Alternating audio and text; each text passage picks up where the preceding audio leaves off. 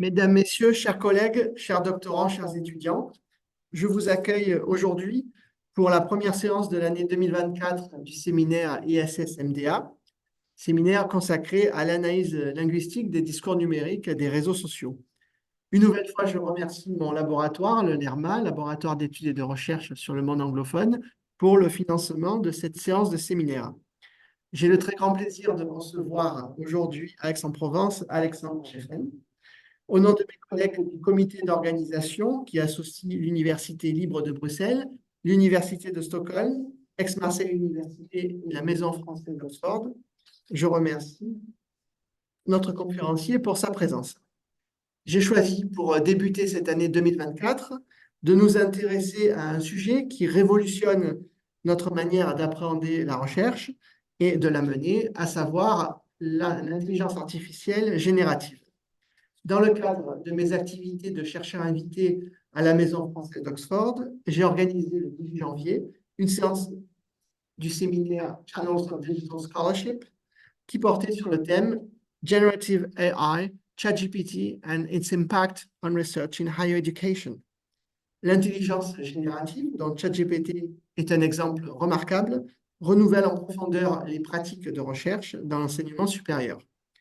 Traditionnellement, la recherche dans ce domaine reposait sur des méthodes empiriques, des enquêtes et des analyses statistiques. Cependant, l'émergence de l'intelligence générative a ouvert de nouveaux horizons, notamment en permettant la création de contenus textuels de très bonne qualité, ces contenus étant générés de manière automatique. L'utilisation de ChatGPT et d'autres modèles similaires facilite la collaboration entre chercheurs en fournissant, par exemple, une plateforme conversationnelle où ils peuvent discuter d'idées, partager des résultats préliminaires et aussi collaborer sur divers projets de recherche. L'intelligence générative ouvre également de nouvelles perspectives en matière de créativité et d'innovation dans la recherche.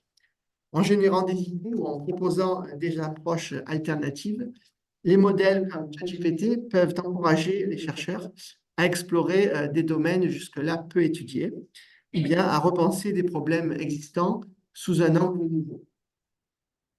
L'intelligence artificielle générative suscite également de nombreuses réflexions éthiques et méthodologiques au sein de la communauté universitaire.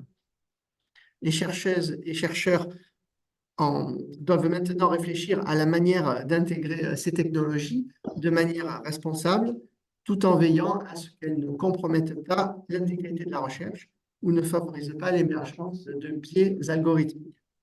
Quand on parle d'intelligence artificielle générative et l'une de ses applications au traitement de la langue, on pense nécessairement aux Large Language Models, LLM.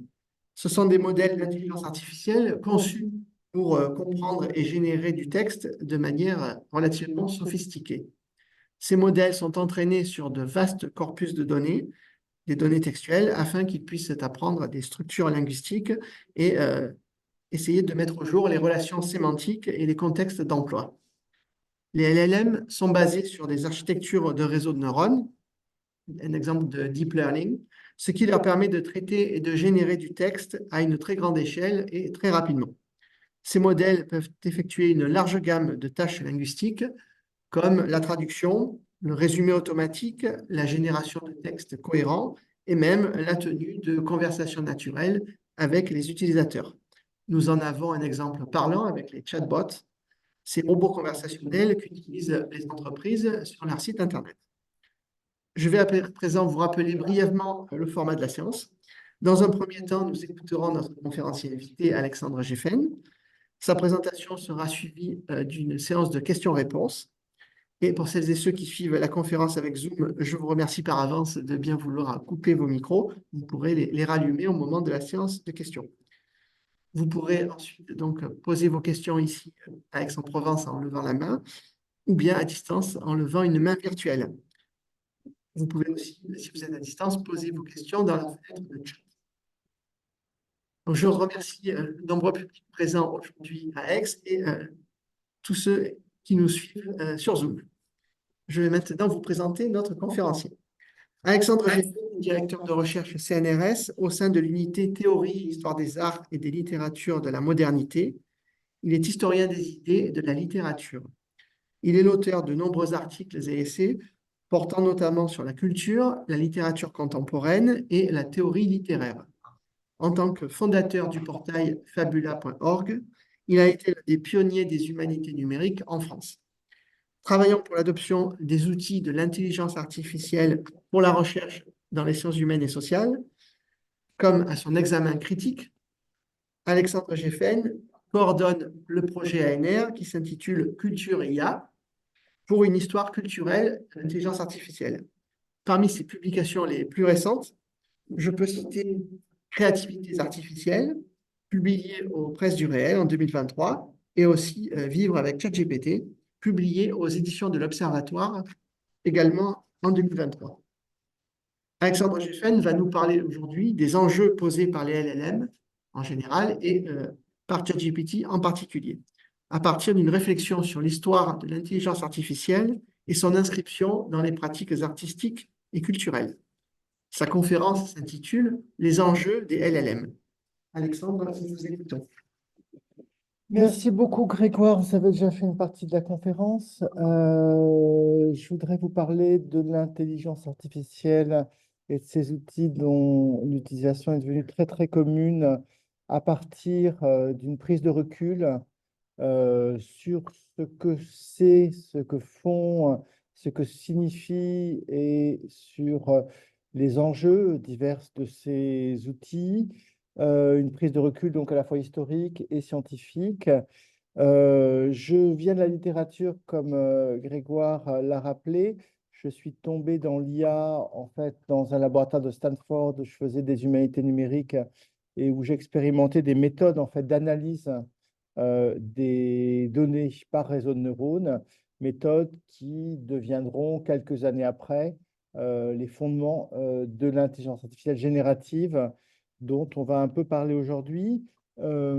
Néanmoins, je crois que il est nécessaire de prendre un petit peu de recul, hein. C'est ce que je vous propose aujourd'hui.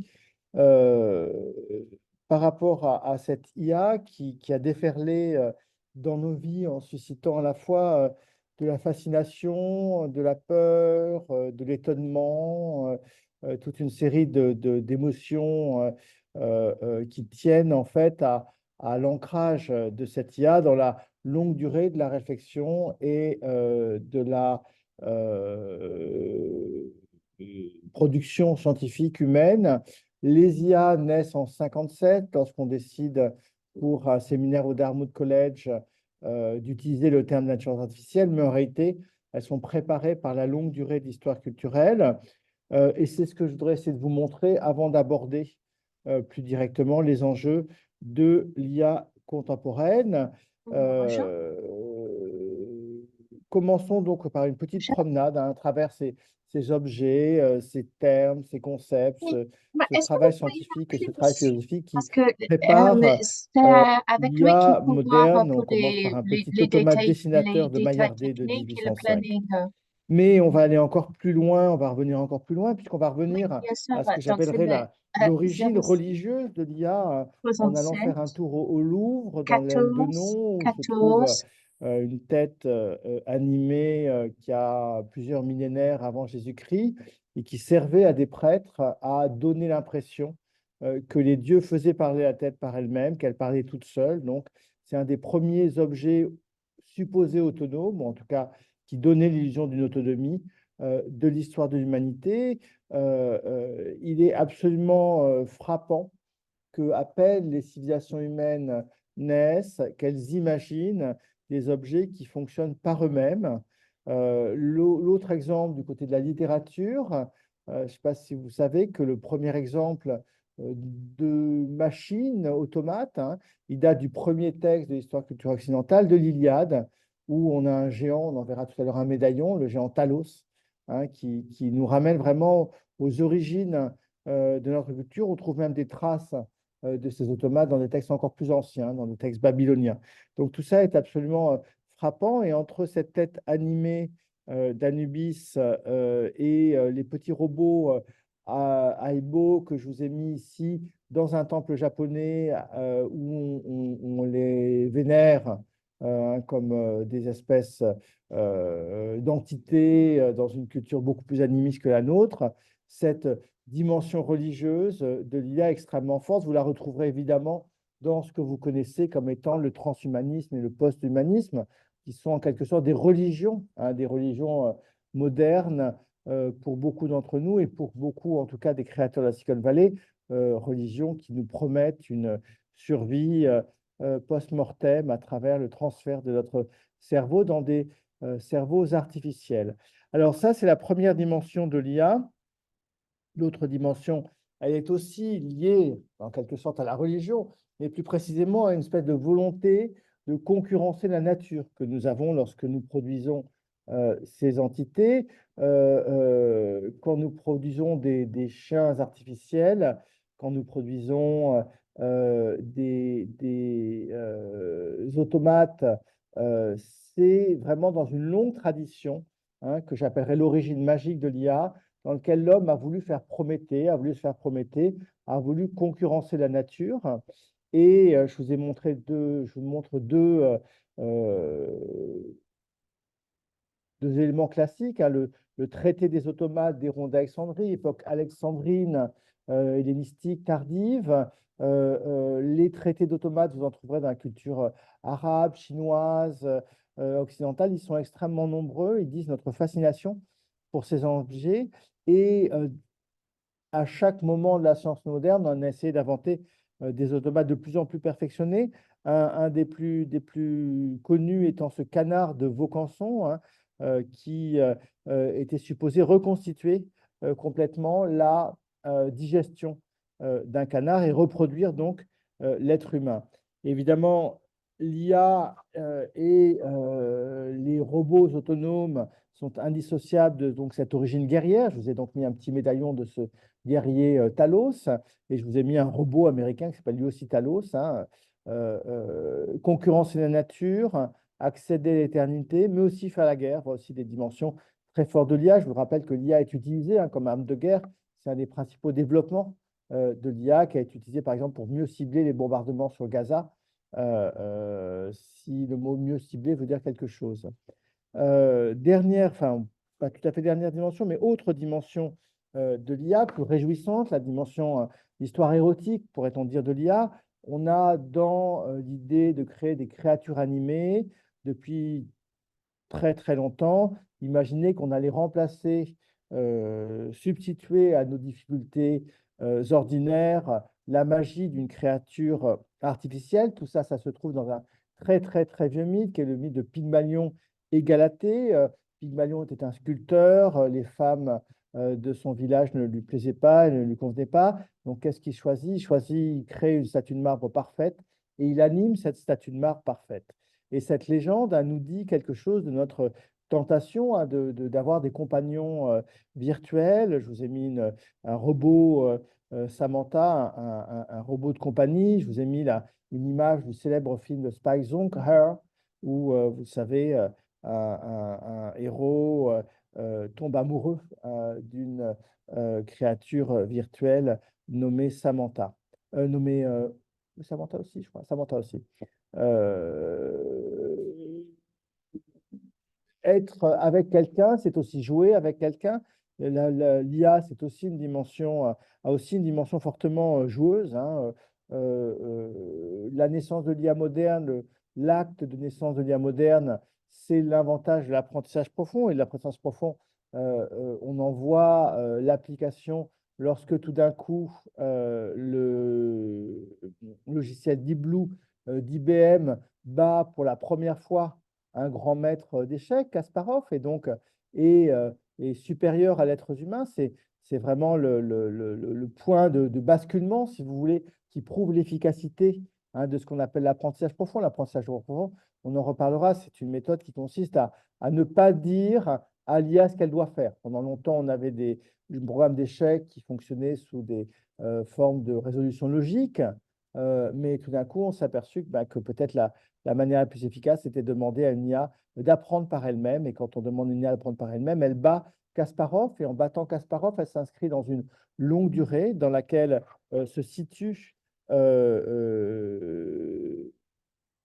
le fameux joueur d'échecs de Wolfgang von Campelen, savant qui promenait dans les cours européennes du XVIIe siècle une machine qui donnait l'impression de jouer automatiquement.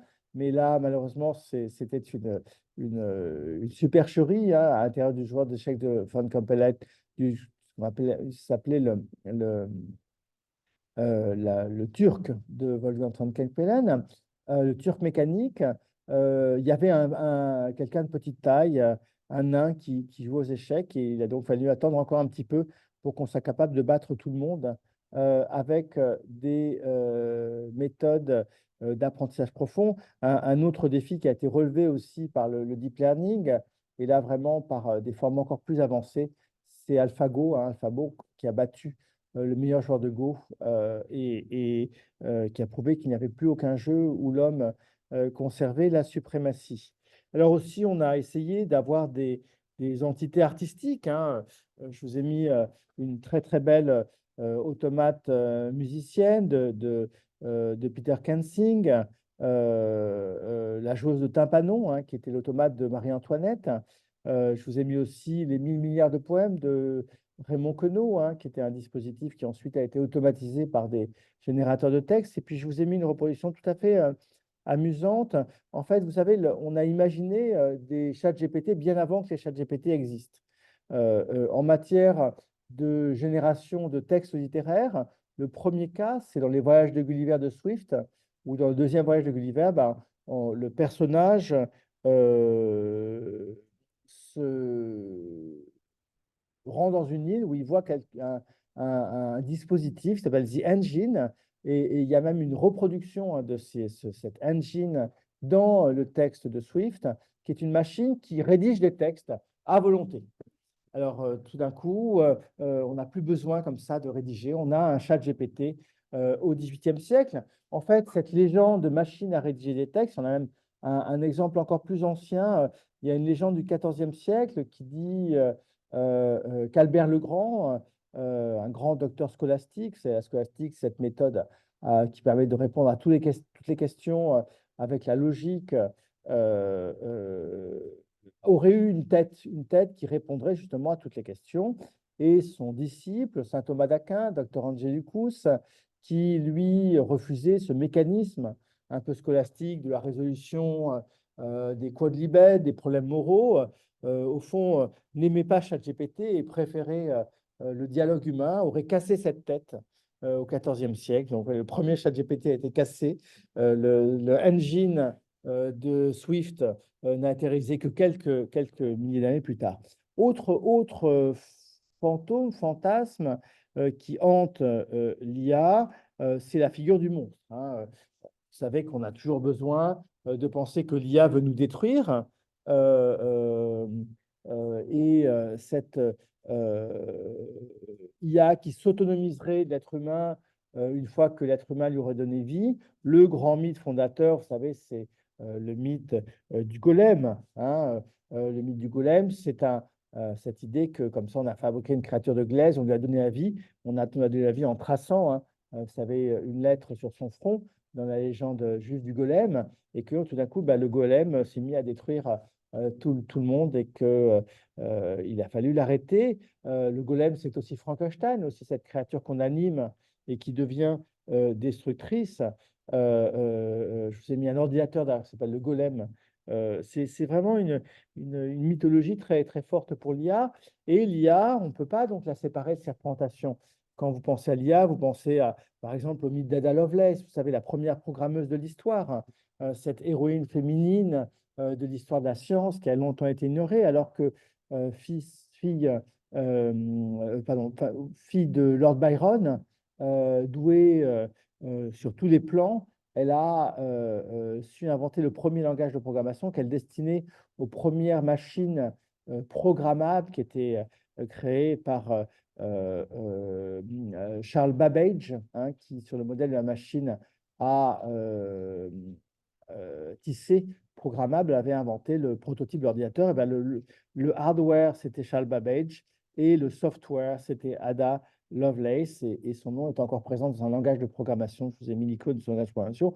Autre mythe que vous connaissez, je vais passer très vite, c'est le mythe Alan Turing, hein, à la fois inventeur de la cybernétique, contributeur à l'effort de guerre en ayant contribué à résoudre le code de la marine nazie, grand héros suicidé après avoir trempé une pomme dans le cyanure et l'avoir mangé parce qu'il était mis au banc de la société parce qu'homosexuel.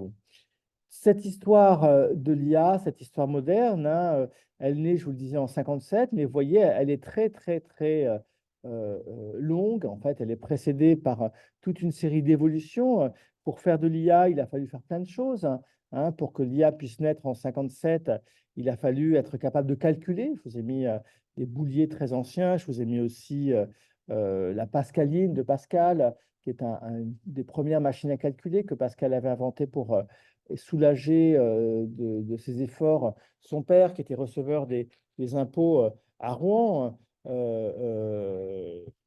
Et euh, euh, je vous ai mis aussi une autre machine qui se trouve dans les musées d'informatique, qui est une machine à carte perforée d'IBM des années 30. Il a fallu, pour pouvoir inventer l'IA, être capable de réfléchir au raisonnement artificiel. Je vous ai mis ici le plus vieux traité sur le raisonnement artificiel, le fameux Organon d'Aristote, celui où, pour la première fois en formalisme, on formalise les règles de la logique, hein, un syllogisme, par exemple. Ça, c'est inventé par Aristote. C'est ensuite poursuivi dans toute la tradition médiévale. Je vous ai mis l'art des combinaisons. Ces roues-là, c'est un manuel de Lulle, de Raymond Lulle, qui a inventé un art des combinaisons par des espèces de roues, hein, qui anticipent au fond les systèmes experts d'aujourd'hui. Je vous ai mis aussi celui qui a formalisé les mathématiques, Leibniz, hein, que vous connaissez évidemment aussi. J'ai mis le manuscrit de 1779. Et tout ça, ça aboutit à des inventions assez folles, comme ce piano logique de William Stanley Jevons, qui doit faire des raisonnements en combinant des touches de piano. Mais tout ça, ça aboutit à l'IA moderne, hein, qui donc est l'héritière de cette formalisation du raisonnement. Il a fallu aussi rêver la mécanisation du travail. C'est un grand progrès, hein, que d'avoir le travail mécanisé. Aristote en parle déjà dans la politique en se disant que va-t-il se passer lorsqu'on saura mécaniser le travail. Et clairement, c'est aussi une dimension très forte. Et dernier aspect essentiel de l'intelligence artificielle moderne, s'appuyer sur le vivant, comprendre le vivant, modéliser le vivant. Vous savez qu'on parle de réseau de réseaux de neurones artificiels.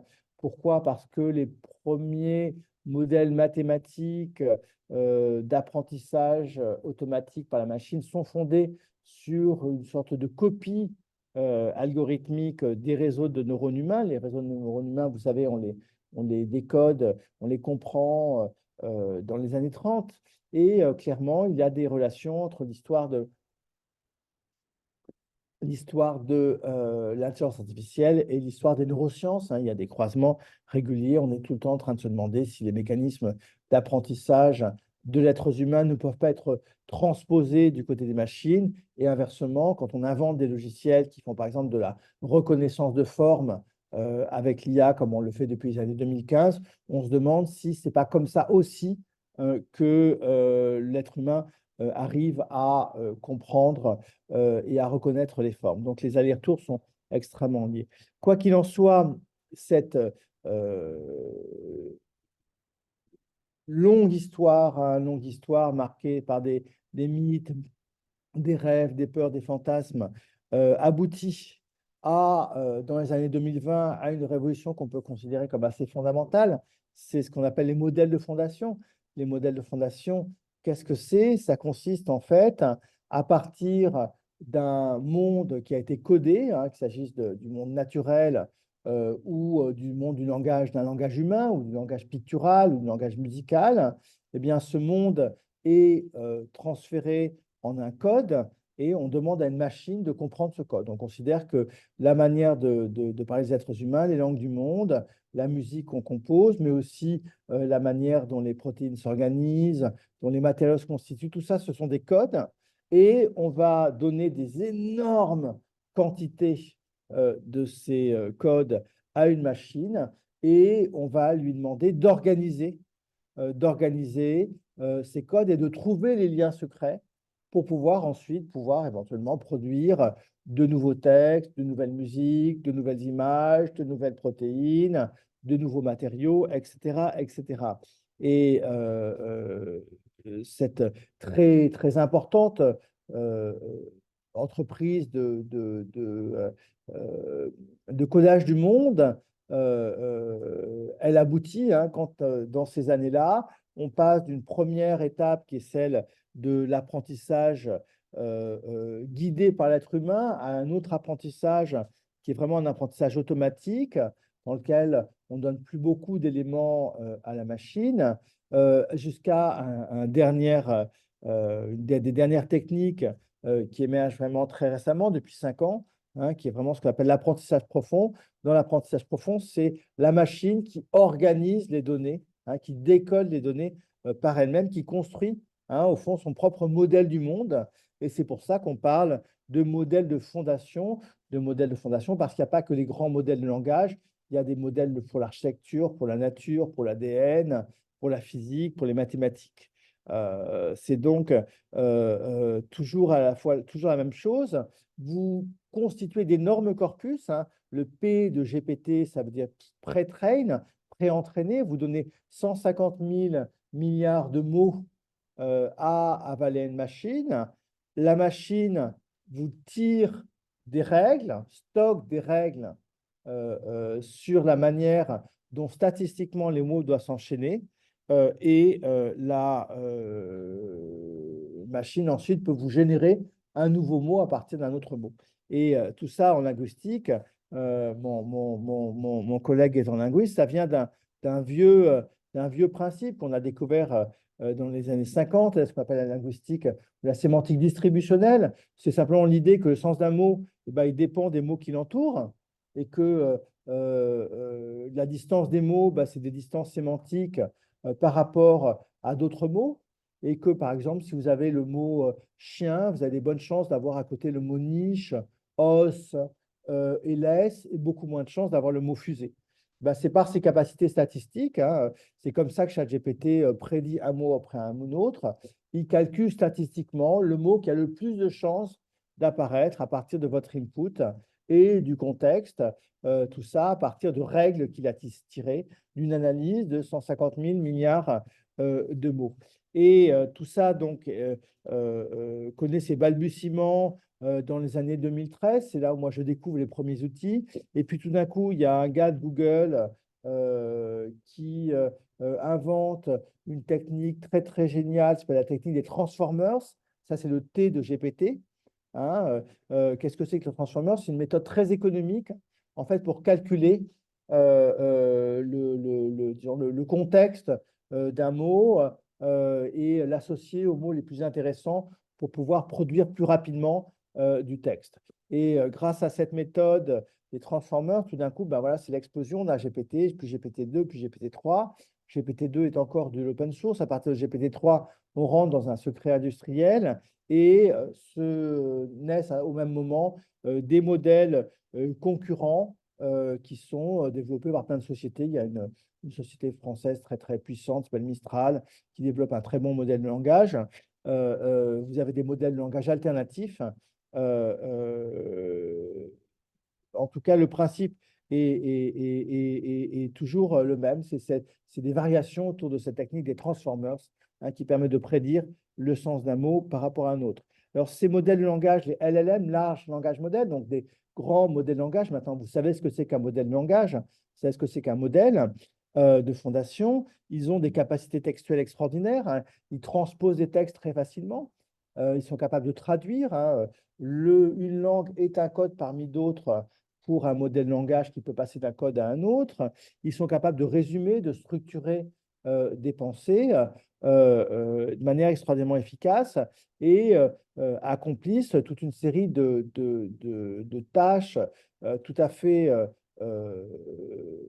puissante dans la résolution de problèmes, même si ce ne sont que des statistiques, si vous voulez, sur la manière dont les mots apparaissent.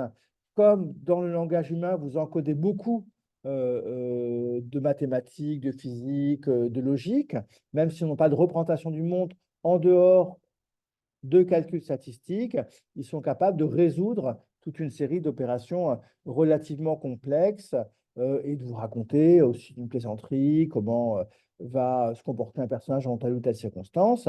Évidemment, les grilles de calcul de GPT, c'est sur des serveurs dans des fermes de calcul, et à l'intérieur, c'est des cartes graphiques A100 de NVIDIA. Ces cartes graphiques ne se sont jamais baignées dans les calanques de Marseille. Mais si vous demandez à GPT à quoi ressemble un bain dans les calanques de Marseille, eh ben, il vous répondra très précisément parce qu'il se sera appuyé sur des centaines et des centaines de milliers d'exemples de gens qui ont raconté dans le langage la manière dont ils se sont baignés dans les calanques de Marseille. Alors tout ça est d'autant plus prodigieux que ça adopte un vieux modèle qui, dans l'histoire humaine, a toujours été fondamental, qui est celui de la conversation. Je vous ai mis un petit Socrate et un petit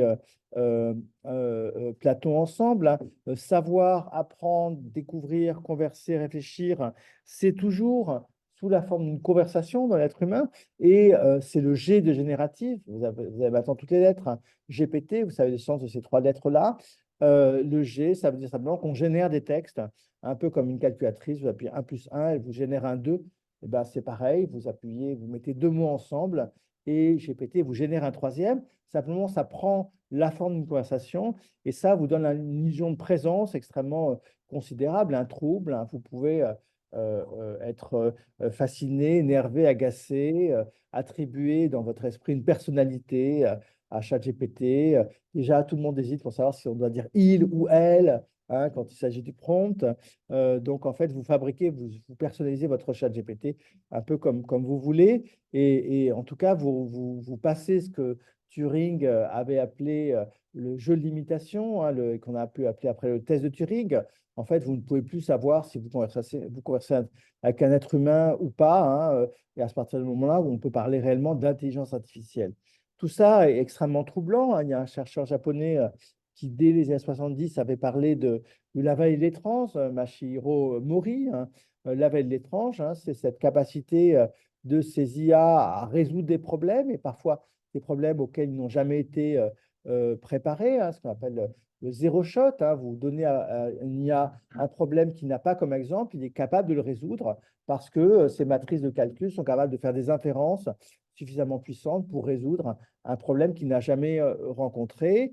C'est ce qu'on appelle les capacités de généralisation et d'émergence, hein. Vous avez des émergences de solutions, des émergences de capacités, hein, qui sont très troublantes parce qu'on pensait avoir mis que des mots et que des phrases. Et ben, à partir de ces phrases, les matrices, hein, la représentation en apprentissage profond que les neurones se font de l'organisation des savoirs humains, eh ben, vous donne des choses tout à fait pertinentes. Tout ça est stocké dans un espace latent qu'on n'arrive pas à déchiffrer, qu'on ne comprend pas vraiment. Mais dans cet espace-là se trouvent, par exemple, les liens entre les langues, de capacité d'un modèle langage de traduire d'une langue à une autre sans langue pivot, et une langue qu'il ne connaît pas, une langue qu'il ne connaît pas bien. Tout ça est tout à fait fascinant et produit vraiment ce trouble, cette impression d'étrangeté assez considérable. Le futur, évidemment, se dessine tout de suite, hein. Les capacités augmentent de manière accélérée. On est en train de travailler en ce moment à articuler les modèles statistiques de langage qui sont fondés vraiment sur une intelligence stochastique, pourrait-on dire, à des arbres de connaissances, hein, qui permettrait d'aller plus loin et d'appuyer les textes produits sur des formes de raisonnement. Ces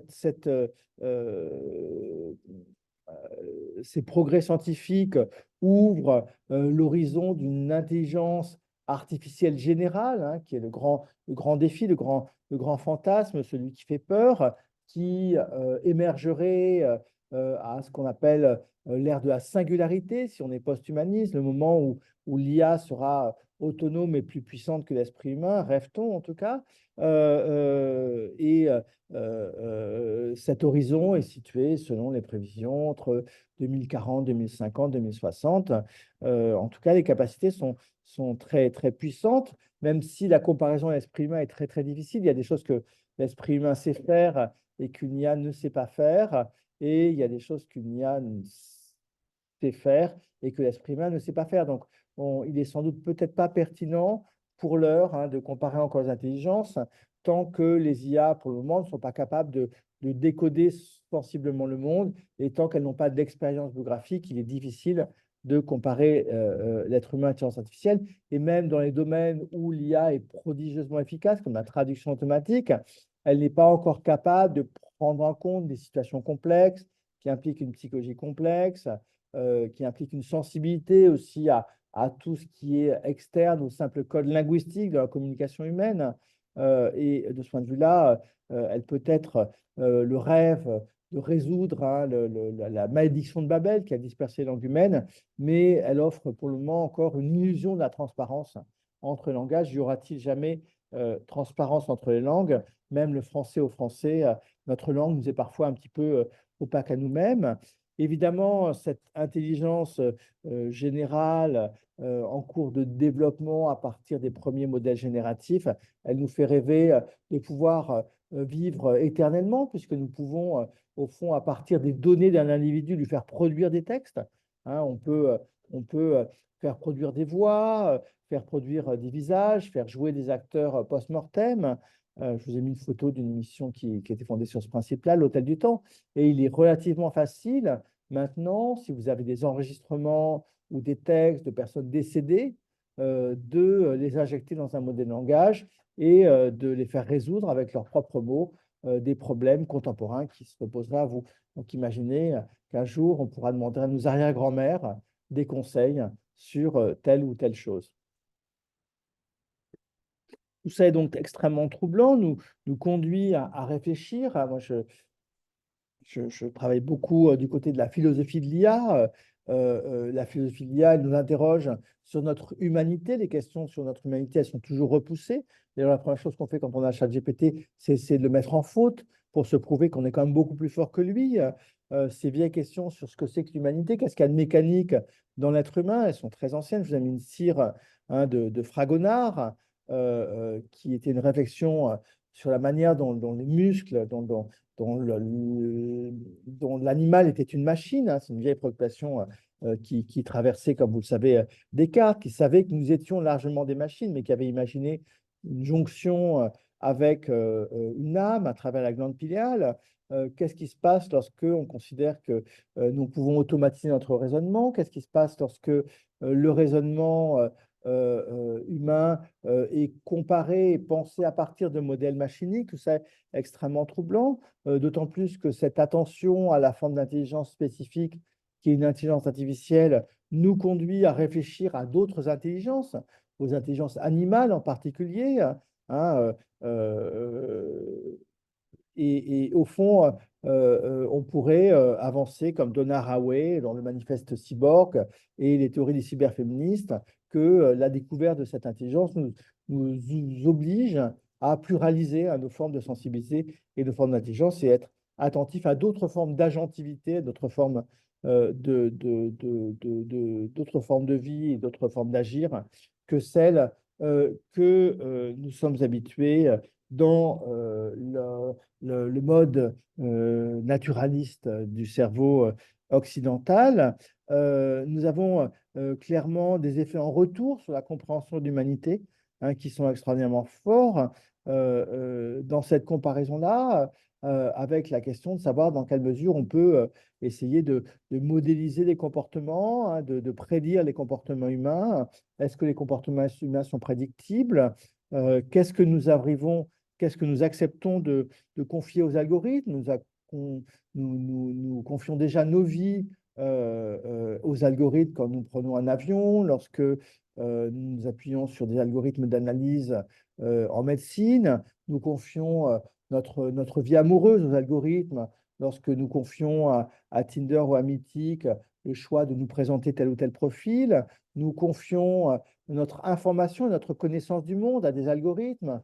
Lorsque nous acceptons d'être informés par l'algorithme de Facebook qui trie entre de très nombreuses informations par celui de Twitter, nous faisons une grande confiance déjà aux algorithmes et nous sommes déjà gouvernés algorithmiquement lorsque les feux de circulation, nos trajets, par exemple, sont organisés par des algorithmes. Tout ça nous interroge vraiment beaucoup, je crois, et l'IA n'a pas fini, je crois, de nous troubler et de poser de nouveaux problèmes, d'induire de nouvelles compréhensions de l'humanité. Et clairement, pour être plus concret, hein, pour parler plus clairement de ChatGPT, ChatGPT est un outil d'augmentation cognitive extrêmement puissant. Reste à savoir comment nous devons l'utiliser. Vous savez qu'on a des calculatrices dans le secondaire, mais on a hésité, est-ce qu'il faut les autoriser, les interdire? Qu'est-ce qu'on désapprend aux enfants? On continue à faire apprendre aux enfants les tables de multiplication, même si on leur donne des calculatrices, parce qu'on essaie de faire l'équilibre, hein, le trade-off entre les compétences fondamentales qui doivent rester acquises et celles qu'on peut déléguer à des machines. L'histoire de l'être humain dans son rapport avec les outils, c'est toujours ça. Je vous ai mis un petit 2001, l'Odyssée de l'espace, vous savez, le moment où l'être humain devient un être humain parce qu'il a pour la première fois un outil, parce que justement cette intervention extraterrestre lui donne un os. Eh bien, c'est vraiment ça, l'histoire de l'humanité. Ce sont de nouveaux outils. Et les nouveaux outils, lorsqu'ils touchent au raisonnement, au langage, eh bien, ce sont des outils qui posent toute une série de problèmes. Ils nous posent le problème de la facilité, de la paresse cognitive possible. On désapprend toute une série de choses en utilisant tous les jours ChatGPT. Moi, j'ai désappris à traduire depuis que je me sers en permanence de DeepL, par exemple. Et m'en servant pour faire des résumés, synthétiser des documents, etc., je perds des compétences et je gagne du temps. Eh bien, c'est comme ça de tous les outils. Hein. Tous les outils nous conduisent à cette perte de compétences. Nous devons garder les compétences de base. Nous continuons à apprendre à nager même si on a des bateaux et à calculer même si on a des calculatrices. Mais il faut vraiment réfléchir dans l'éducation, dans notre vie démocratique, sur les capacités que nous acceptons de déléguer pour gagner du temps. Et bien sûr, les perspectives sont très intéressantes. Hein. Dans un bouquin qui est déjà un petit peu daté, Michel Serres, Petite Poussette, avait expliqué que le fait de déléguer notre mémoire à Google nous permettait de récupérer des neurones pour des capacités créatives. Mais je crois qu'il faut vraiment réfléchir hein, sur les enjeux des usages cognitifs de ChatGPT, d'autant plus que loin d'être une sorte de transposition absolument transparente du monde qui serait un cumul équilibré, démocratique des savoirs. Les modèles sont souvent entraînés sur des données abondantes, donc pas très chères, donc pas très propres. Et là, c'est une expérience qui est très classique que je vous ai montré à l'écran, où vous voyez des visages de gens qui sont évidemment féminisés et racisés. C'est lorsqu'on demande à une IA de générer des visages d'hommes de ménage. Hein. Il vous donne des femmes racisées, toujours du même âge et toujours stéréotypées. Une IA, elle est forte des données d'entraînement qu'on lui donne d'abord. Et clairement, elle est extrêmement biaisée. Demandez à une IA de vous générer une image et vous verrez tous les poncifs culturels sur ce que c'est qu'une femme, ce que c'est qu'un homme, ce que c'est qu'un chef d'entreprise, etc., etc. Vous allez être assez étonné. Ce sont des vraies questions. Pour ce qui est des modèles de langage, OpenAI a acheté ce qui coûte le moins cher, ce qu'on appelle le Common Crawl, c'est 90% des données d'entraînement, c'est-à-dire en gros c'est le web, et dans le web vous avez des centaines de forums racistes, suprémacistes, etc., assez insupportables, et donc on se retrouve avec des données qui à la base ont toute une série de poncifs culturels. Si vous demandez à ChatGPT de vous mettre en scène un médecin, évidemment, vous allez voir, c'est un médecin homme, même si en France, 45% des médecins sont des femmes. Donc, les données sont biaisées. Qu'est-ce qu'on fait pour ça? On essaye ensuite de retravailler les modèles fondationnels des IA génératives avec des règles. On fait ce qu'on appelle de l'alignement.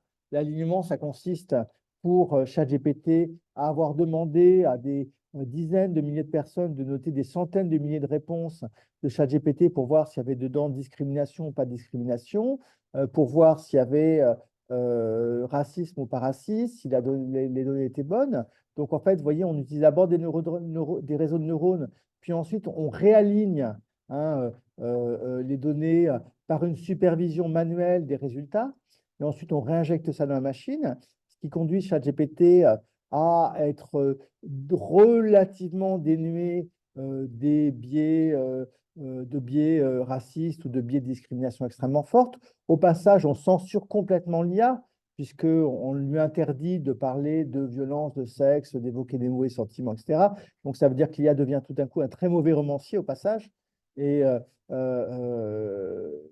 les résultats que vous avez en utilisant ChatGPT sont parfois un peu aseptisés, hein. Un journal d'extrême droite, Valeurs Actuelles, avait titré ChatGPT woke. Clairement, l'IA a été réalignée en fonction des valeurs du PDG d'OpenAI, Sam Altman, qui est gay, végétarien, contributeur au Parti démocrate. Mais le problème de l'alignement des données, c'est que on peut contester les réponses que ChatGPT nous donne sur ces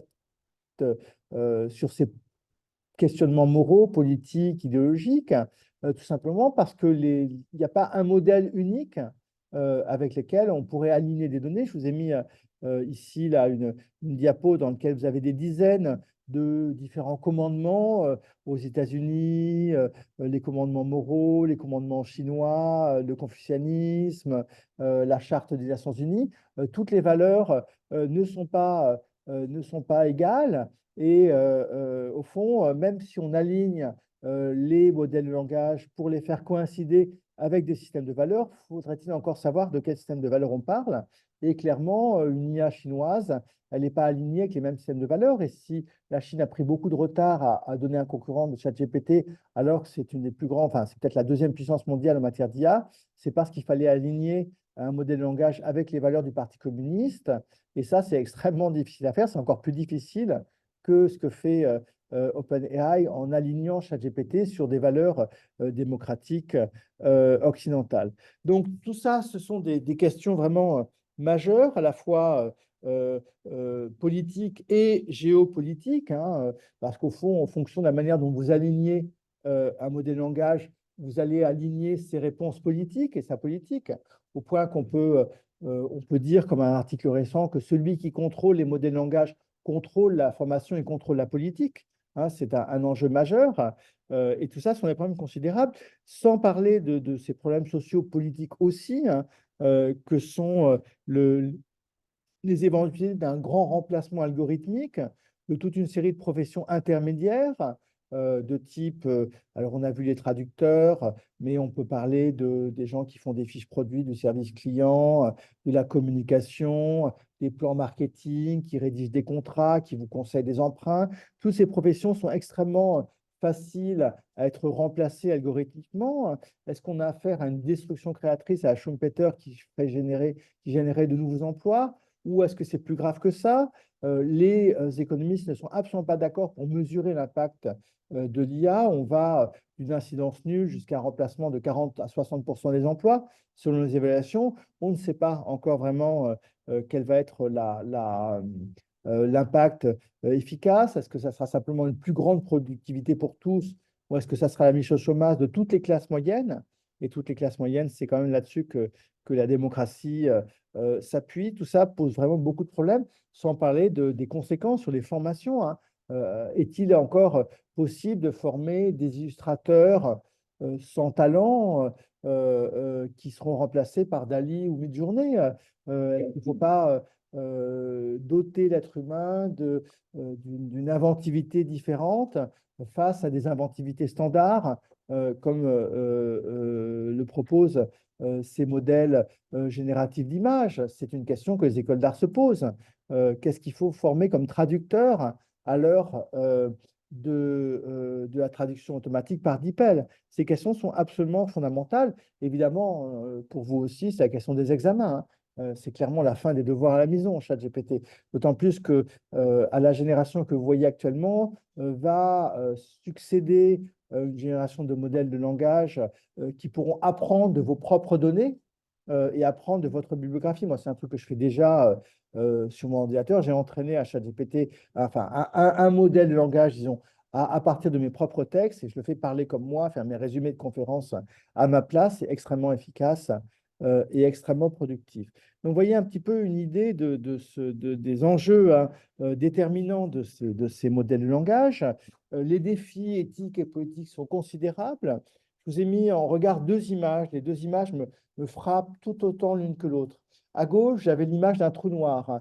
C'est la première image jamais donnée d'un trou noir, ce qui est les trous noirs sont modélisés, théorisés au début du XXe siècle et ils sont considérés comme quelque chose qui est vraiment l'invisible absolu et l'objet astronomique le plus fascinant. Eh bien, grâce à des méthodes qu'on appelle l'interférométrie radio, on arrive à reconnaître des données qui, avec des outils d'apprentissage profond, donnent des images. Cette image de ce trou noir, elle n'existe pas. Il n'y a pas une caméra qui l'a pris en photo.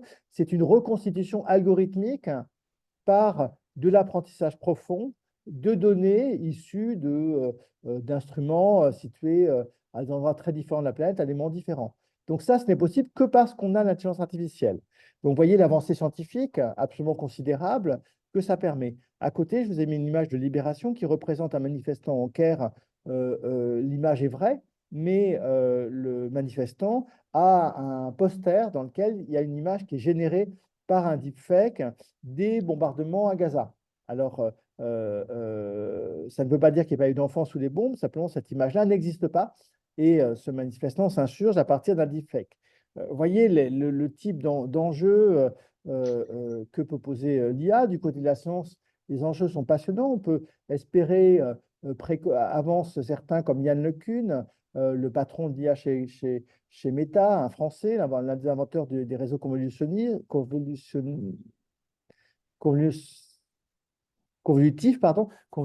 qu'on va avoir une nouvelle renaissance scientifique avec l'IA, qu'on va guérir toute une série de maladies. Hein, il ne parle même pas là de survivre dans des réseaux de neurones, mais simplement de guérir des maladies en fabriquant des molécules. Et ça, on sait déjà faire des choses absolument extraordinaires, le repliement des protéines, etc.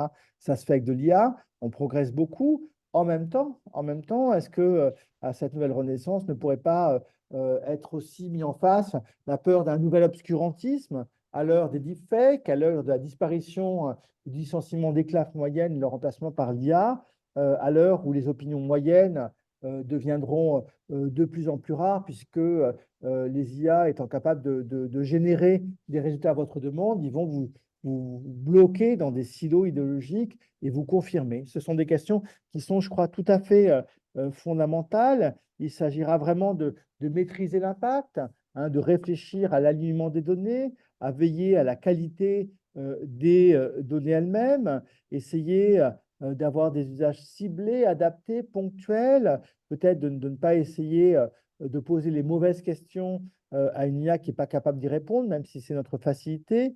Il s'agira donc de développer une écologie des bons usages de l'IA, d'avoir des cadres juridiques hein, par niveau de risque. Hein. Pour le moment, les IA, c'est un peu comme les armes. Leur niveau de risque est évalué en fonction de leurs conséquences possibles.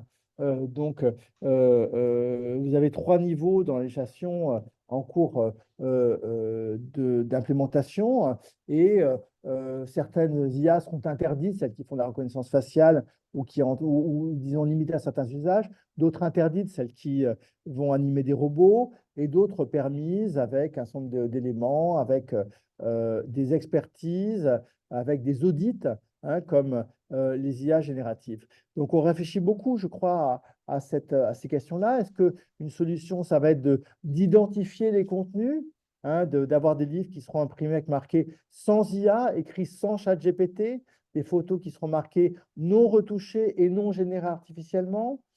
Je ne pense pas que ce soit une bonne solution. Hein. Est-ce qu'on va avoir besoin de chaînes d'information, de chaînes de vérité pour vérifier la vérité des images? Est-ce que le journalisme de qualité va se trouver absolument central à partir du moment où on est face à une production de texte, d'images et de vidéos dont on ne peut plus différencier les vraies et les fausses, c'est une vraie question et sans doute la responsabilité de nos chaînes d'information, nos chaînes de garantie sera de plus en plus forte. La garantie humaine sera d'autant plus importante que la possibilité de générer des contenus personnalisés par des IA et de manière indistincte de l'être humain sera présente. Ce sont vraiment des questions tout à fait intéressantes. Moi qui suis dans le domaine de la création, qui travaille beaucoup sur les enjeux de la création littéraire et artistique pour l'IA, les enjeux sont très, très forts. La tentation vraiment de différencier clairement les contenus générés avec et sans IA est présente, mais je ne suis pas sûr que ce soit l'unique et la seule solution, puisque de plus en plus, notre pensée, notre écriture, notre création va se voir hybridée. Et je crois au contraire qu'il faut apprendre à vivre avec ces outils, d'où le titre d'un ouvrage que j'ai fait paraître assez récemment, Vivre avec ChatGPT, et dont vous pourrez trouver un exemplaire dans toutes les bonnes librairies. Voilà, je vous remercie de votre attention.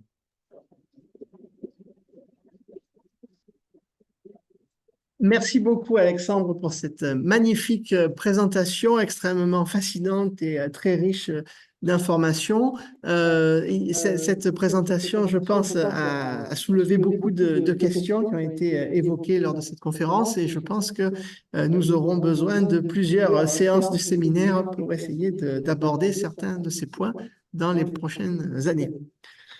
Alors, il va y avoir la séance de questions. Je vais ouvrir cette séance. Et est-ce qu'il y a des personnes à distance qui souhaitent poser des questions?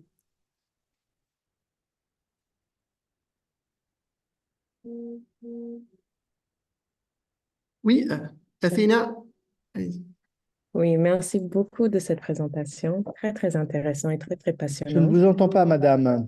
Ah, vous m'entendez mieux? Oui, c'est bon. OK. Je vous remercie de cette présentation très intéressante, très passionnante.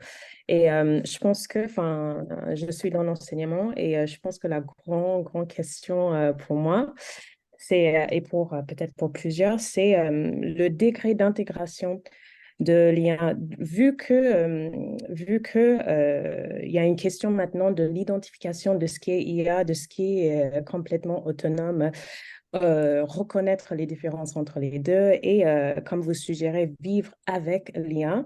Et sachant que nos étudiants, enfin les étudiants de demain, ils vont utiliser ces outils de manière quotidienne, peut-être. Le niveau d'intégration, peut-être ça revient, enfin, peut-être après, ça reste une question individuelle, vu qu'on n'a pas encore une réponse départementale. Peut-être que c'est dans la réflexion de groupe et université. On sait, je suis en anglais et je sais qu'il y a plusieurs universités en Grande-Bretagne, aux États-Unis, qui prennent une décision institutionnelle, mais il y en a d'autres qui ne sont pas encore pris une position. Donc, il y a une grande question voilà, de niveau d'intégration. Est-ce qu'on enseigne avec? Est-ce qu'on intègre ça dans la formation? Quel est je voulais avoir votre avis. Je n'ai pas d'opinion définitive. Ce que je sais, c'est que par exemple, la manière dont ont été intégrés des outils comme les machines à calculer, les calculateurs dans l'enseignement des mathématiques, il a fallu beaucoup de temps, hein, plus d'une décennie, par exemple, pour savoir, bah, voilà, pour imaginer un dispositif où les calculatrices, durant les examens, elles sont coupées, mais en même temps permettent de s'en servir pour des fonctions de base. Donc, en fait, on a limiter les possibilités des calculatrices pour qu'elles ne permettent pas de résoudre complètement tout de suite les choses, tout en permettant certains usages. Dans certains concours scientifiques, elles sont utilisées de telle ou telle manière. Donc, je crois qu'il y a une longue réflexion qui doit être menée. En fait, comme avec tout outil, on doit vraiment équilibrer, hein, ce qu'on gagne et ce qu'on perd à trop l'utiliser. Hein, je crois que euh, euh, l'être humain est toujours augmenté, hein, par plein de choses, par des outils, par des drogues, par des stimulants, etc. Et il doit en permanence faire des dosages. En fait, faire des dosages et voir quels sont les bons cas d'usage Et je crois que dans l'ordre de l'éducation, ben, le travail commence, hein. On est vraiment au tout début de cette réflexion-là. Et je suis absolument incapable de vous apporter des réponses définitives. Moi-même, je me pose le problème. J'ai des enfants. Je me demande quel est le degré de délégation que je dois leur recommander pour s'appuyer sur ChatGPT. Il y a des choses clairement qui me paraissent saines. Quand mon plus grand fils se sert de ChatGPT pour générer des équations en R pour résoudre des questions dans son mémoire de master, ça me paraît tout à fait intéressant. Ça lui permet d'éviter R et je pense que l'apprentissage de R n'est pas si fondamental dans sa scolarité qu'il ne puisse pas l'éviter. Donc là, ça fait sens. Maintenant, est-ce que pour autant, on doit recommander de ne plus apprendre les langues vivantes parce qu'on va avoir des traducteurs automatiques? Là, je ne vais plus être d'accord. Donc, vous voyez, il y a une langue qui va être utilisée ponctuellement et qui ne me semble pas dans l'intercommunication humaine et dans l'apprentissage de l'altérité si fondamentale que ça, le langage R utilisé en statistique, et la langue humaine, peut-être qu'elle a plus de rôle. En même temps, là aussi, c'est très compliqué. Il y a des langues dont on va se servir que ponctuellement, hein, et là, il n'est pas forcément nécessaire de les apprendre. Et peut-être que là, la traduction automatique va être utile. Vous voyez, donc je pense que c'est vraiment toute cette réflexion-là qu'on doit mener. Ce que je remarque, c'est qu'on n'utilise jamais aussi bien tous ces outils que quand on en comprend le fonctionnement et quand on en maîtrise les capacités fondamentales. Autrement dit, moi, je me sers bien de DeepL, je pense, parce que je lis suffisamment l'anglais pour être capable de revoir les résultats après. Hein, et je me sers suffisamment bien des fonctions de résumé ou d'argumentation de ChatGPT parce que j'ai une formation rhétorique lourde, d'une agrégation de cours de rhétorique, etc. Et je suis donc capable de comprendre la structure d'une argumentation. Quelqu'un qui se confierait complètement à une argumentation automatisée et qui ne maîtriserait pas ce que c'est qu'un raisonnement dialectique perdrait sans doute une partie de son esprit critique. Et donc, c'est pour ça que je pense qu'il faut continuer à enseigner les fondamentaux, hein, de la pensée dialectique, par exemple, pour vous donner un exemple, hein, de ce que la dissertation nous sert à comprendre du monde. Hein, je crois que c'est fondamental. Donc, je crois que, vous voyez, c'est tout ce dosage-là qu'il faut faire en se posant la question de comment on fait, par exemple, pour poser des questions en devoir à la maison, si les réponses, elles vont être générées. Est-ce qu'on va accepter qu'elles soient co-générées? Est-ce qu'on va accepter qu'un bon étudiant soit quelqu'un qui prompte bien, ChatGPT, qu'un bon artiste soit quelqu'un qui prompte bien? Ou est-ce qu'on va quand même vouloir, par exemple, que quelqu'un dans une école d'art, il ne soit pas seulement capable de prompter, mais aussi de dessiner? Est-ce qu'on va vouloir avoir certains étudiants qui seront dans le prompt et d'autres dans l'exécution? Tout ça pose vraiment des questions extrêmement délicates et difficiles, et nous y sommes confrontés maintenant. Merci beaucoup. On peut prendre une question à Aix. Est-ce qu'il y a une question dans le public à Aix? J'ai une petite question. Allora, quando delle macchine, la première réaction des outils, essaye de le détruire. Parce que ben, finalement, la révolution industrielle a eu lieu quand même. Maintenant, on voit très bien qu'il y a ce type de degré amènera la disparition voilà. La question est ça. Est-ce qu'on a déjà commencé à réfléchir à savoir quelles sont les activités humaines qui vont disparaître, à quel niveau, et est-ce que quelqu'un a déjà imaginé que sera le monde de ce type quand on parle des journalistes? En fait, c'est beaucoup les métiers moyens, c'est-à-dire toutes les tâches facilement remplaçables, toutes les tâches cognitives moyennes, elles ont vocation à être remplacées. Mais on n'est pas capable de faire une intelligence artificielle qui prenne en compte l'expérience, la sensibilité de manière holiste le rapport au monde ne peut pas être pris en compte, le rapport humain tel qu'il est vécu, ne peut pas être pris en compte par une IA pour le moment, et l'IA qui copierait l'être humain, au fond, ça serait pratiquement un être humain, hein. Donc, pour le moment, c'est pas rentable. On est encore beaucoup plus efficace que les IA à faire du journalisme d'enquête plutôt qu'avoir des robots qui enquêteraient pour nous, si tu vois ce que je veux dire.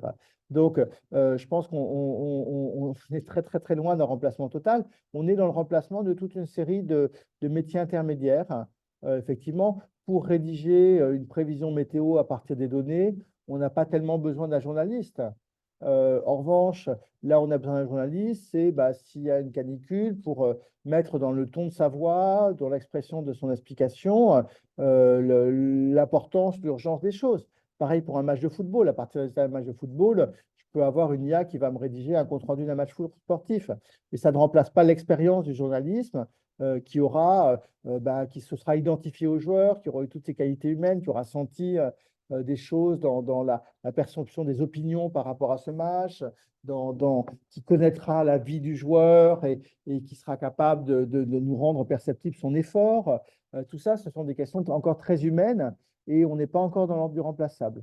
Donc, pour le moment, les économistes ne sont pas du tout d'accord avec eux. C'est extrêmement difficile de faire des prévisions, d'autant plus que le terrain bouge extrêmement vite, hein. C'est-à-dire que les IA génératives, elles ont déferlé il y a un an. Donc, extrêmement difficile de faire des prédictions. Leur capacité s'accélère à chaque génération. Donc, pour le moment, il faut s'appuyer sur la science-fiction, hein, les utopies, les dystopies, pour être capable d'imaginer le monde d'après. Pour le moment, on n'est pas capable de le prédire encore. Et encore moins de le contrôler. Alors, il y a eu des gros appels à des moratoires. On a dit, oh là là, attention à ce qu'on fait, il faut arrêter l'IA pendant 6 mois, pendant un an, etc. Mais en fait, ces moratoires n'ont abouti à rien. Les chercheurs ont continué à avancer, les industriels ont continué à produire des outils, et aucun moratoire n'a été écouté, même lorsqu'il émanait de grands chercheurs, y compris de prix Nobel ou de figures aussi importantes que Stephen Hawking, qui avait demandé un moratoire. Merci. Je vais prendre une troisième question. Allez-y. Merci beaucoup. J'avais personnellement deux problématiques vis-à-vis de l'IA. La première, c'était dans le champ du savoir, celle de notion même d'opérer par statistique et donc par synthèse ou un corpus qui en fait, ne nous assure pas que qu'il en sortira de manière médiane sera forcément ce qui est le plus intéressant. Ça, vous y avez répondu, mais vous y avez répondu peut-être surtout du point de vue éthique. Mais en tout cas, j'avais une deuxième interrogation que j'aurais aimé partager avec vous, du point de vue de la création. C'était la notion que l'art ne tend pas nécessairement vers un progrès en synthétisant ce qui a déjà été fait, mais plutôt par l'apparition de singularités qui sont des accidents. Et je voulais savoir si les intelligences artificielles étaient capables d'intégrer cette notion d'accident.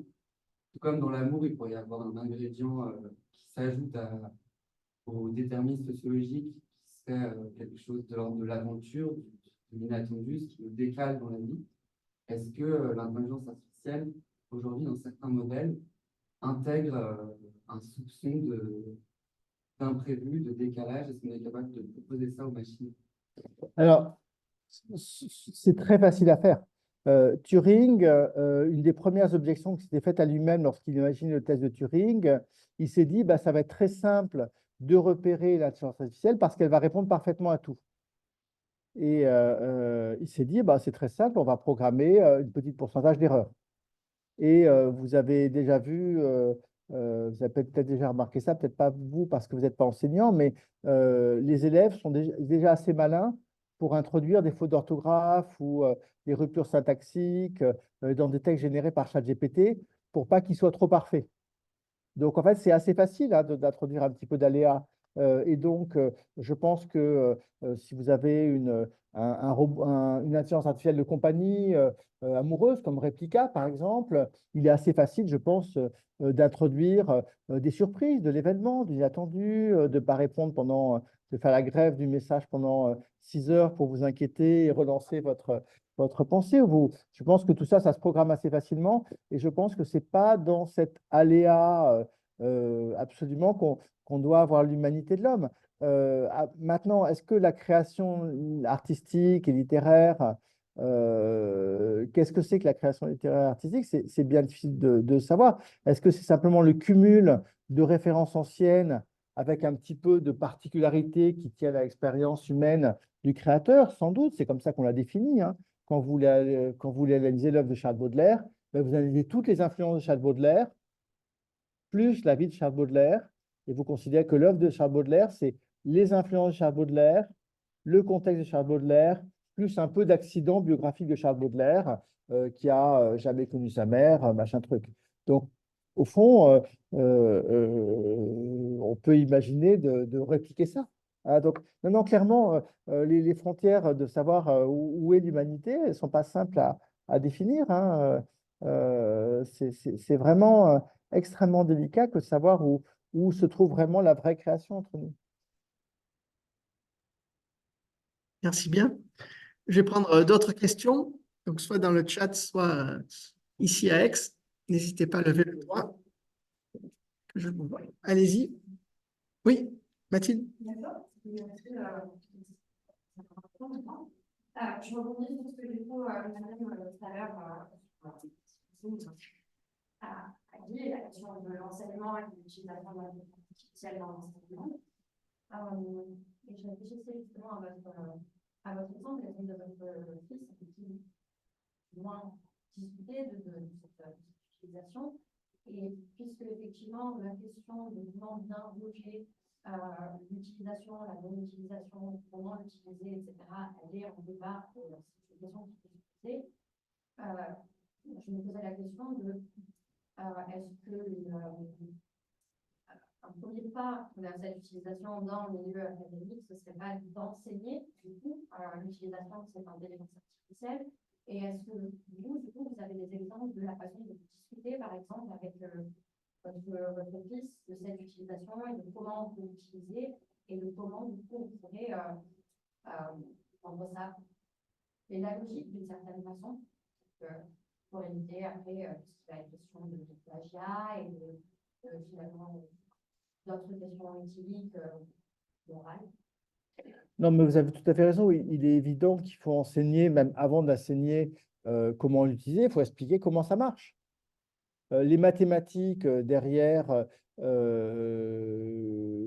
larges modèles, les grands modèles de langage, elles sont assez complexes, mais le principe peut être expliqué, peut être traduit.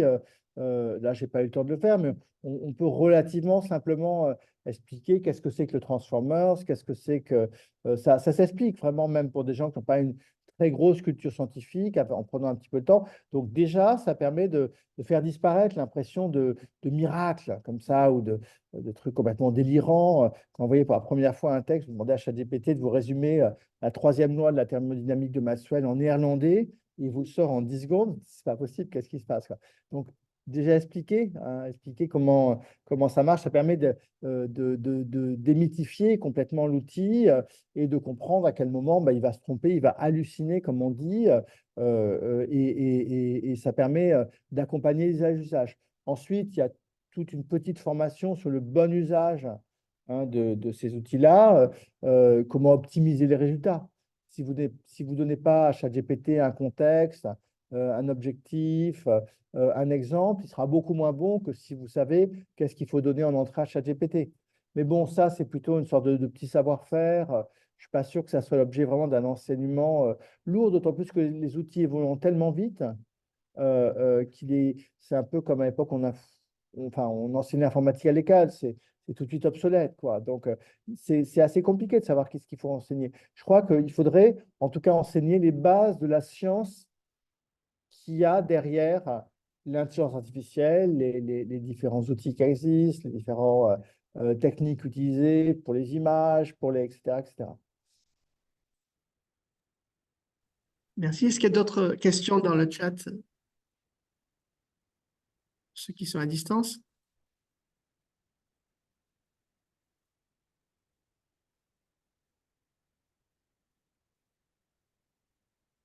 apparemment pas de questions pour l'instant. Alex, est-ce qu'il y a des questions? Vous pouvez préciser juste ce que c'est ce terme halluciné? Halluciner, c'est un terme qui est très intéressant. C'est un terme qui décrit un résultat produit par une intelligence générative textuelle fantaisiste. Si vous demandez, si vous interrogez une IA sur un champ sur lequel elle n'a pas beaucoup de données d'entraînement, elle n'est pas forcément capable de vous dire je ne sais pas. Et elle va inventer des choses dont elle ne dispose pas. Vous demandez, par exemple, à une IA de vous inventer la vie, les œuvres d'un poète mineur, il y a des bonnes chances pour qu'elle vous raconte absolument n'importe quoi, pour qu'elle attribue à ce poète des textes de poèmes qu'il n'a jamais rencontrés. Si vous demandez, moi ça m'est arrivé de demander à une IA d'écrire ma biographie, elle m'a inventé des titres d'articles et de livres que je n'avais jamais écrits, qui n'étaient pas tout à fait faux parce que, au fond, j'aurais pu les écrire, j'aurais dû les écrire, et je vais peut-être les écrire, mais il se trouve que je ne les avais pas écrits, c'était logique. D'après ce que je faisais, c'était logique que j'écrive ça, mais je ne l'avais pas encore fait. Et ça s'appelle une hallucination. C'est parce que, en fait, à partir du moment où elle se contente de prédire comment un mot s'enchaîne après un autre, elle ne va pas vérifier que le titre, la référence ou l'objet ou la date, elle soit vraie. Il suffit qu'elle soit statistiquement probable d'après la combinaison de mots. D'où le fait que vous ne puissiez jamais vérifier le résultat, je ne sais pas, d'un exercice de biologie, de physique, de maths, etc., donné par une IA. Vous ne pouvez pas vérifier. Vous ne pouvez pas être sûr, elle ne peut pas être sûre elle-même qu'elle répond bien. Quand on est sur des choses assez connues et documentées sur, je sais pas, la date de naissance de Victor Hugo, il y a peu de chances qu'elle se trompe parce qu'elle a vu beaucoup dans ses textes. Si vous lui demandez la date de mort du père de Juliette Drouet, ça reste peut-être beaucoup plus compliqué. Je n'ai pas fait le test, on pourrait faire le test, mais il y a des bonnes chances qu'elle se trompe et qu'elle vous invente quelque chose. Donc, on essaie de mettre en place des mécanismes permettant de détecter des cas où le résultat n'est pas fiable, mais c'est très difficile. À mon avis, il ne faut pas utiliser ChatGPT pour produire des connaissances. C'est avant tout un outil à produire des textes, à transformer des textes. C'est pas fait pour ça. Les connaissances, c'est nous-mêmes qui devons les produire à partir de sources. Ces outils-là ne sont pas capables de chercher des sources, et même les IA type Bing qui cherchent sur le web, qui vous donnent des sources, ne sont pas très fiables. Donc, vous n'allez pas clairement faire, vous appuyez sur quelque chose. Sur des choses très documentées, ça marche bien, hein. Il y a des gens qui ont réussi à guérir un chien ou à trouver un truc que des pédiatres ne trouvaient pas dans la pathologie d'un enfant parce que l'IA avait avalé des centaines de… Mais ça, il faut toujours un humain derrière parce que ça peut être assez fantaisiste en fonction d'un corpus d'entraînement qui serait très présent par rapport à telle chose qui ne serait pas présent. Donc, ça ne produit pas de connaissances et de résolution qui soient absolument fiables. C'est dur à utiliser en sciences parce que en sciences, le principe de base, il y a deux principes de base, c'est l'explicabilité et la faciabilité. Or, ChatGPT ne vous donne pas de source, donc il n'y a pas d'explication. Et ça, en sciences, quand on sait qu'un article scientifique s'appuie sur des centaines de références, ça ne marche pas. Et le principe de la science, hein, Karl Popper, c'est que ça doit être falsifiable. C'est-à-dire que je dois pouvoir prouver que ce n'est pas vrai. ChatGPT, mon résultat, je ne peux pas l'affirmer. Je ne peux pas le falsifier. Donc, de ce point de vue-là, ce n'est pas un résultat scientifique. Donc, les scientifiques, moi, je travaille beaucoup avec les scientifiques au sein du centre IA du CNRS qui s'en servent. Ils sont parfois troublés par l'effet de ce qu'on appelle l'effet boîte noire. L'effet boîte noire, c'est que vous mettez énormément de données dedans. Je ne sais pas, des astronomes mettent énormément de données d'observation et clac, il sort un truc. Le truc marche pas, ce n'est pas super évident de voir. Et surtout, la manière dont l'IA a produit, hein, ce qui se passe entre l'entrée et la sortie, c'est une boîte noire. C'est-à-dire qu'on connaît le logiciel qu'on a utilisé, on connaît les données qu'on a utilisées, mais les données sont tellement nombreuses et les opérations de calcul statistique tellement complexes qu'on ne peut pas représenter ce qu'il y a à l'intérieur. Dans ce qu'on appelle par exemple l'espace latent, hein, pour les modèles fondationnels, cet espace dans lequel l'IA a fabriqué ses propres règles, on ne peut pas les représenter. Pourquoi on ne peut pas les représenter? Parce que c'est des matrices à 100 dimensions, avec des calculs extrêmement complexes, et l'être humain ne peut pas les représenter. Donc on ne peut pas rentrer dans la manière dont l'IA encode le monde et le transforme. Et ça, c'est un effet très, très troublant, hein, d'avoir fabriqué une machine dont on ne va pas comprendre, enfin, dont on comprend parfaitement comment il marche, mais dont comprend pas dont on ne peut pas exactement analyser les opérations. Merci. Je vais prendre une autre question.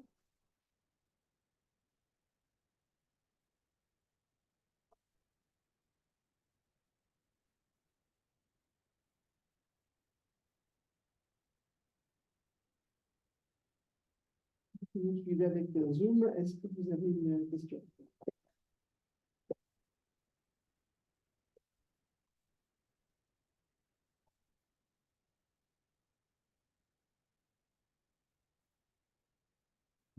Oui, je crois qu'Athéna. Athéna, allez. Je vous entends pas, Athéna. Je vous écoute. Allez-y.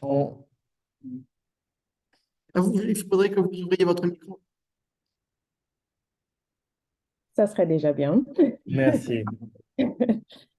J'ai peut-être une question très rapide pour revenir au sujet de label non-IA, charte IA. Je sais que dans votre présentation, vous avez dit que vous ne pensez pas que c'est une bonne idée. Et en fait, je ne connais pas l'état de lieu en ce moment de l'avancement de cette possibilité de demander un label IA, enfin non-IA aux chartes IA. Je voulais juste savoir enfin, peut-être un petit mot de ça.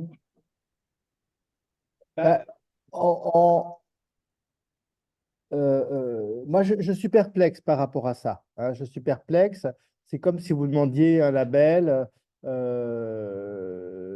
bio pour un produit, un être humain totalement naturel, sans avoir été opéré, transformé, etc. Je crois que ça serait quand même très paradoxal de s'engager à renoncer à utiliser des outils.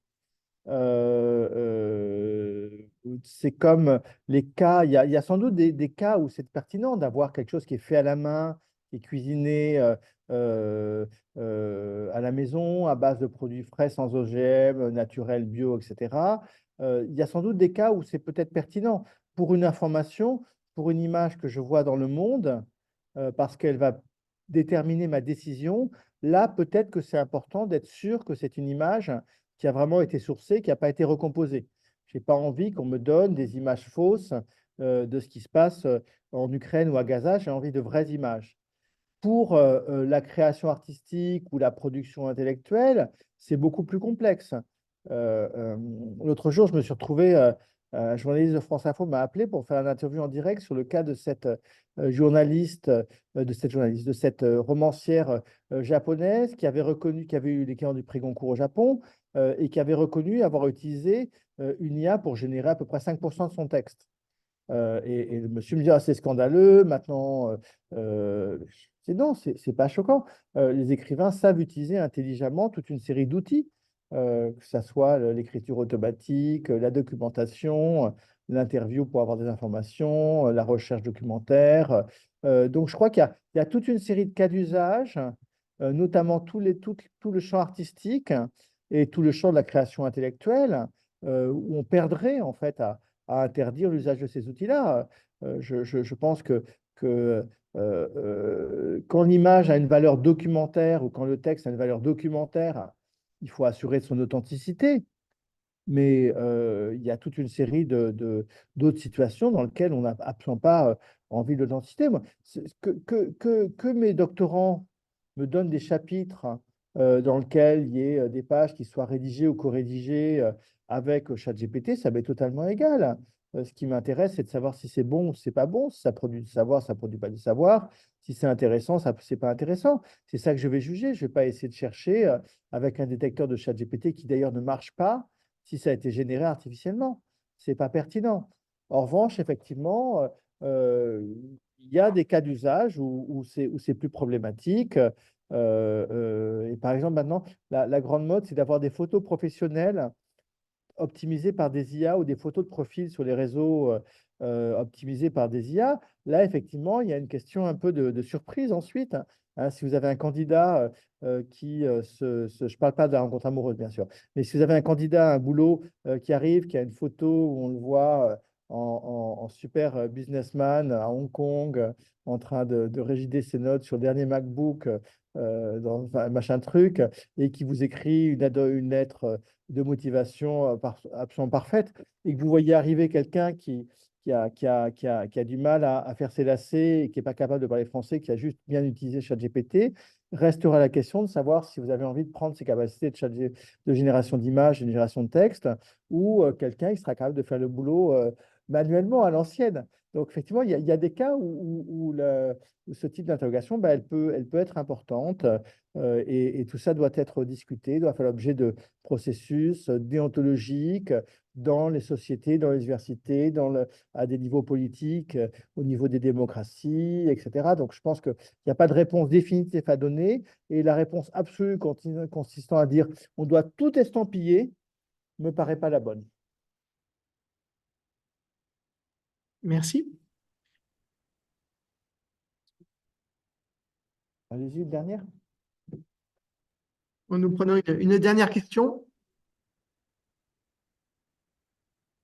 Il y en a. Une question dans le chat. De Richard Fellan. Il y avait deux questions. Celle de Jean Maurier. Qu'en est-il aujourd'hui de la disponibilité et de la qualité des datasets dans des langues autres que l'anglais et le chinois? Quel avenir pour les langues? Alors, je réponds rapidement à la question de Jean Maurier. Il y a un vrai problème de données sur des langues minoritaires. Le CNRS, mon institution, j'en fais la publicité, a aidé à la génération d'un modèle de langage qui s'appelle Bloom, dans lequel il y a 53 langues africaines, mais elles ne sont pas forcément très documentées, d'où le fait qu'on travaille un petit peu sur des IA frugales qui sont capables de faire des choses intéressantes à partir de données faiblement documentées. Et vous avez raison, c'est absolument un challenge absolument fondamental que la présence d'autres langues, parce que en s'entraînant sur une langue, vous attrapez aussi des modèles culturels, des modèles de pensée, des manières d'être, et les langues ne sont pas neutres de ce point de vue-là. Je réponds maintenant à Richard Fellan. Oui, déléguer à des artistes, la création par délégation, ça existe, ça a toujours existé. Enfin, dans un atelier de la Renaissance, l'artiste, il donnait quelques ordres et à la rigueur, il finissait quelques détails. Donc, on a toujours délégué. Hein. C'est pas du tout étonnant en art. Au cinéma, un réalisateur, c'est quelqu'un qui délègue. C'est plus nouveau du côté de l'écriture ou de la création d'images. Et puis, comme on attribue toujours la valeur de l'image à l'effort qui a été fait quand on a l'impression que l'effort est faible, ça tend à dévaloriser le contenu artistique. Donc, effectivement, ça bouleverse un petit peu les choses. Mais vous avez effectivement maintenant beaucoup d'artistes. Moi, il se trouve que je suis curateur de 2 expositions sur IA et art qui montreront précisément ce que vous cherchez à voir, des artistes qui utilisent l'IA pour faire des choses originales. Pour donner un exemple, je travaille avec un artiste qui s'appelle Aurès Vessier. Il fait générer des images de sortes de branchages par des GAN entraînés sur des feuilles décrivant des végétaux. Il imprime ça, il extrude ça en 3D, il va dans la nature trouver des branches qui ressemblent à ce qui a été généré par son intelligence artificielle et il les fait fondre dans une fonderie. Il a donc un truc qui est une espèce d'hybridation entre la nature, le dessin humain à travers les planches dont il sert pour s'entraîner et l'art du fondeur qui ensuite va réaliser ses œuvres. Donc, je crois qu'effectivement, c'est un espace d'invention tout à fait considérable et tout à fait passionnant. Merci beaucoup, Alexandre.